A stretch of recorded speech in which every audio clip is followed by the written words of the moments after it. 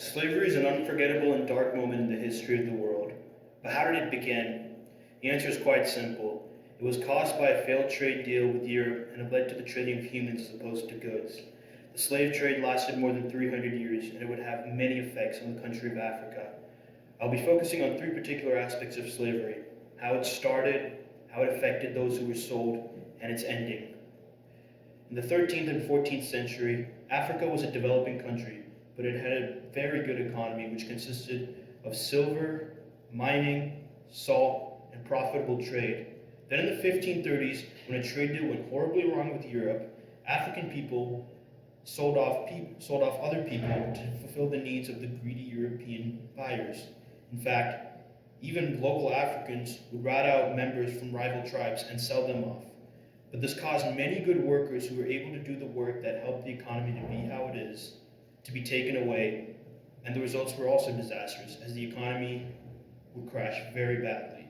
For the people that were taken away, their misery was only beginning. In fact, when they got on the boats, they were packed like cattle on top of each other.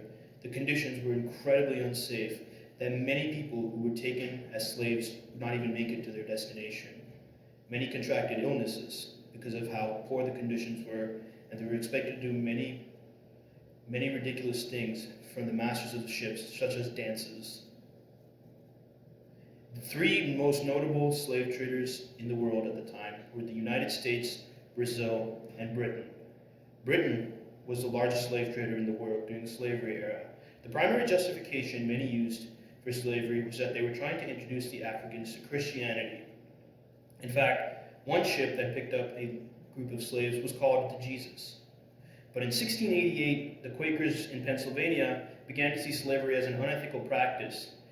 But it wasn't until 1777 when the state of Vermont made slavery completely illegal. Then Britain and Brazil proceeded to do the same. But the United States would not do so until Abraham Lincoln declared the Emancipation Proclamation and the Civil War was ultimately ended. But by then, the damage was done. 20 million lives had been taken away from Africa, and of those 20 million, 5 million had died before even making it to their destination. To recap the journey of slavery, it began as a failed trade deal with Europe. Local Africans would rat out enemy tribe members and sell them off. In addition, able workers who were helping the economy to thrive were also taken away, and this caused the economy to crash.